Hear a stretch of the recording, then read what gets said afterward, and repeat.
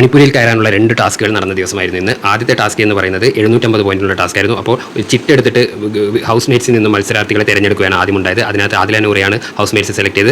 അവർ പോയിട്ട് അവർക്ക് ഓപ്ഷൻസ് കിട്ടുകയാണ്. ആ ഓപ്ഷൻസ് കിട്ടുന്നതിൽ വീട്ടുകാരെ കാണാനുള്ള എപ്പിസോഡ് അടുത്ത് തന്നെ വരാൻ സാധ്യതയുണ്ടെന്ന് ബിഗ് ബോസ് ഒരു ഹിന്റ് കൊടുക്കുന്നു. അപ്പോൾ 3 പേരെ നിങ്ങൾക്ക് ഇതിനകത്ത് സെലക്ട് ചെയ്യാമെന്ന് പറയുന്നു. അപ്പോൾ 3 ഫാമിലി, അപ്പാനി, ശരത്, അതുപോലെ റെന, അങ്ങനെ അവരുടെ ഫാമിലിയെ വരുത്താൻ നമുക്ക് ആഗ്രഹമുണ്ട്, അവർ വരട്ടെ എന്ന രീതിയിൽ പറയുന്നു. പക്ഷേ ബിഗ് ബോസ് അവിടെ ഒരു ടിസ്റ്റ് കൊണ്ടുവരിക. ബിഗ് ബോസ് പറഞ്ഞു ഇവരുടെ ഫാമിലിയെ കൊണ്ടുവരാൻ പറ്റില്ല, അങ്ങനെയാണെങ്കിൽ 750 പോയിന്റ് കിട്ടുമെന്ന് പറയുന്നു. അപ്പോൾ ഇവരുടെ ഫാമിലി ഇപ്പോൾ നമ്മുടെ ഫാമിലി പോലെ തന്നെയാണ്, എല്ലാവരുടെ ഫാമിലിയും വരണമെന്നാണ് ആഗ്രഹം എന്ന് അവർ തീരുമാനിക്കുന്നു. അവരത് ഹൗസ് മേറ്റ്സിനോട് ഡിസ്കസ് ചെയ്തപ്പോൾ അവരും അതിനോട് കൈയടിച്ച് പാസ്സാക്കിയാണ്. അപ്പോൾ 750 പോയിന്റ് ഫാമിലിയെ കാണാൻ വേണ്ടി അവർ കളഞ്ഞു. അവർ ഉടനെ കാണാനുള്ള എപ്പിസോഡ് ഉണ്ടെന്നുള്ള ഒരു ചിന്തയിലാണ് അങ്ങനെ ആ തീരുമാനം എടുത്തത്. പിന്നെയാണ് ബിഗ് ബോസിൻ്റെ ടിസ്റ്റ് വന്നത്. ബിഗ് ബോസ് അതിൽ ക്ലിയർ ആയിട്ട് പറയുന്നു, ഇതൊരു 10ാമത്തെ ആഴ്ചയിലേക്ക് നടക്കുന്ന ടാസ്കിന് വേണ്ടിയാണ് നിങ്ങളിത് ചെയ്തത്. അപ്പോൾ ആരുണ്ടെന്ന്, ആരൊക്കെ ഫാമിലി വരാൻ, എത്ര പേര് ഇവിടെ ഉണ്ടെന്ന് നമുക്കറിയാം, നിങ്ങൾ ചെയ്തൊരു മണ്ടത്തരമായെന്ന് കരുതുന്നു എന്ന് ബിഗ് ബോസ് അവിടെ ഇവരോട് സൂചിപ്പിക്കുകയാണ്. അപ്പോൾ അവർ അതിനകത്തുള്ള മിസ്റ്റേക്ക് അവർ മനസ്സിലാക്കിയാണ്.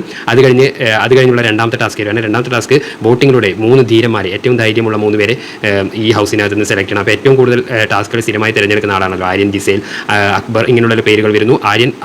ആര്യൻ, ജിസേൽ, അതുപോലെ അനീഷ്, ഈ 3 പേര് എന്ത് ടാസ്കും ചെയ്യാൻ, എന്ത് പറഞ്ഞാലും ചെയ്യാൻ ധൈര്യമുള്ളവരെന്ന് അവർ ഹൗസിലുള്ളവർ തിരഞ്ഞെടുക്കുന്നു. അവരും സ്വയം നോമിനേറ്റ് ചെയ്യുന്നുണ്ട്, അവരും റെഡിയാണ് പോകാൻ. അവർ അതിനകത്ത് കയറുമ്പോൾ 3 പേർക്ക് 3 ഓപ്ഷൻ കിട്ടുന്നു. അനീഷിന് ആദ്യമേ കിട്ടുന്ന ടാസ്ക് ഇത് ഈ ലെറ്റർ ഓപ്പൺ ചെയ്യുന്നത് മുതൽ ഇനി ബിഗ് ബോസ് സീസൺ അവസാനിക്കുന്നവരെ സംസാരിക്കാൻ പാടില്ല എന്നുള്ള ടാസ്ക്കായിരുന്നു. രണ്ടാമതായി നിന്ന് ആര്യന് കിട്ടുന്നത് ജ്യൂസ് കുടിക്കാൻ, ഒറ്റ വലിക്ക് കുടിക്കണം എന്നായിരുന്നു. മൂന്നാമത് നിന്ന് ജിസേലിന് കിട്ടിയത് മുടി മുണ്ടനം ചെയ്യണം എന്നുള്ളതായിരുന്നു. പക്ഷേ ടാസ്ക് ലെറ്റർ ആദ്യം വായിച്ച ഉടനെ തന്നെ അനീഷ് ടാസ്കിനകത്തേക്ക് കയറി. ബിഗ് ബോസ് പറയുന്നുണ്ട് ബാക്കി 2 പേർക്ക് മലയാളം അറിയില്ല, അവരെ നിങ്ങൾ ആ ടാസ്ക് ലെറ്റർ വായിച്ചു കൊടുക്കാൻ. പക്ഷേ ബിഗ് ബോസ് പറഞ്ഞിട്ടും ടാസ്ക് തുടങ്ങിയിട്ടില്ല എന്ന് പറഞ്ഞിട്ട് അനീഷ് അത് വായിക്കാൻ കൂട്ടാക്കുന്നില്ല. ഇത് ബാക്കി 2 പേരെ ട്രിഗർ ചെയ്യുന്നുണ്ട്. പിന്നെ അവരെ അവഗണിച്ചുകൊണ്ട് ആര്യനും ജിസേലും ഡിസ്കസ് ചെയ്യുന്നതിനൊടുവിൽ 2 പേർക്ക് മുടി വെട്ടാൻ പറ്റില്ല. ആര്യൻ അവസാനം ഞാൻ വേണമെങ്കിൽ ജ്യൂസ് കുടിക്കാൻ എന്നുള്ള നിലയിലേക്ക് വരുന്നു. അപ്പോൾ ഹൗസിനകത്ത് ഏറ്റവും അധികം ഇതിനകത്ത് എതിരഭിപ്രായം വന്നത് അഭിലാഷിൻ്റെ ഭാഗത്താണ്. അഭിലാഷ് പറയുന്നു എപ്പോഴും ഇവരെ നിങ്ങളുടെ ടാസ്കിനെ സെലക്ട് ചെയ്യുള്ളൂ, നമ്മുടെ ഫിസിക്കാലിറ്റി നോക്കിയാണോ, അങ്ങനെയുള്ള അഡ്വാൻറ്റേജ് നോക്കിയാണോ നിങ്ങൾ ഇവരെ സെലക്ട് ചെയ്യുന്നത്, ഇനി മുതൽ ഇവരെ 3 പേരെ സെലക്ട് ചെയ്തത്. അഭിലാഷ് മാത്രമാണ് ഇതിൽ 3 പേരിൽ ഒരാളെ പോലും പേര് പറയാത്ത ഒരു വ്യക്തിയായിരുന്നു. അപ്പോൾ അഭിലാഷ് അതിനകത്ത് കൃത്യമായി ഗെയിം കളിച്ചു എന്ന് കരുതണം. അദ്ദേഹത്തിൻ്റെ പോയിന്റിന് ഒരു വാലിഡിറ്റി ഉണ്ട്. അദ്ദേഹം പറയുന്നു ഇനിയും നമ്മളും കോൺഫിഡൻ്റ് ആയിരുന്നു, ഞാൻ കോൺഫിഡൻ്റ് ആയിരുന്നു, നെവിൻ കോൺഫിഡൻ്റ് ആയിരുന്നു, നിങ്ങൾ 10 പേര് വായിച്ചിട്ട് എന്നിട്ട് ഇപ്പോൾ പോയിന്റ് വേണ്ട എന്ന് ഷാനവാസ് പറയുന്നതിനെ അതിശക്തമായിട്ട് എതിർക്കുകയും ചെയ്യുന്നുണ്ട് അഭിലാഷ്. കാരണം നിങ്ങൾക്ക് സെലക്ട് ചെയ്തിട്ട് ഇപ്പോൾ എന്തിനാണ് വിട്ടുകൊടുക്കുന്നത്, ഞാനും ആക്ടറാണ്, നെവിനും പ്രൊഫഷണലുള്ളവരാണ്, നമ്മൾ റെഡിയാണ് മുടിവെട്ടാൻ എന്ന് പറയുന്നുണ്ട്. ഇതുപോലെ അപ്പാനി, ശരത്തും അക്ബറും അവിടെ പോയിട്ട് ആര്യനോട് സ്വിച്ച് ചെയ്യാനാണെങ്കിൽ നമ്മൾ മുടിവെട്ടാൻ തയ്യാറാണ്, ചില അനുമോളടക്കമുള്ള ചില ലേഡി കണ്ടസ്റ്റൻസും മുടിവെട്ടാൻ തയ്യാറാണെന്ന് പറയുന്നു. പക്ഷേ ആ സ്വിച്ചിങ് അവിടെ നടക്കുന്നില്ല. ഇവർ 3 പേര് ഈ 3 ടാസ്കും ഇവർ തീരുമാനിച്ച് ചെയ്താൽ മാത്രമേ ഈ പോയിന്റ് കിട്ടുള്ളൂ. അവസാനം ഈ മുടിവെട്ടാനുള്ള ഒറ്റ ടാസ്കിൽ കുടുങ്ങിയിട്ട് ഈ 3 പേരും 3 പേരും തയ്യാറാകാതെ ആ ടാസ്ക് ക്യാൻസൽ ആവുകയാണ്. അന്നേരം 1000 പോയിന്റ് നഷ്ടപ്പെടുകയാണ്. അവർക്ക് ഇപ്പോൾ ടോട്ടൽ 250 പോയിന്റുകൾ മാത്രമേ ഉള്ളൂ.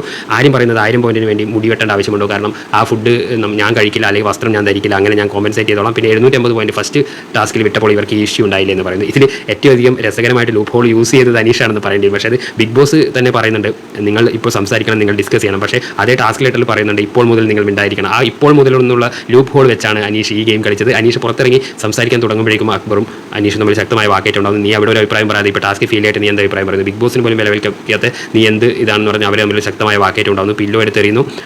ഷാനവാസും അനീഷും മുമ്പ് പില്ലോ ഫൈറ്റ് നേർക്കുന്ന ദേഹത്തെ എറിയുന്നില്ല, ദേഷ്യം പ്രകടിപ്പിക്കുന്നുണ്ട് അവർ തമ്മിൽ.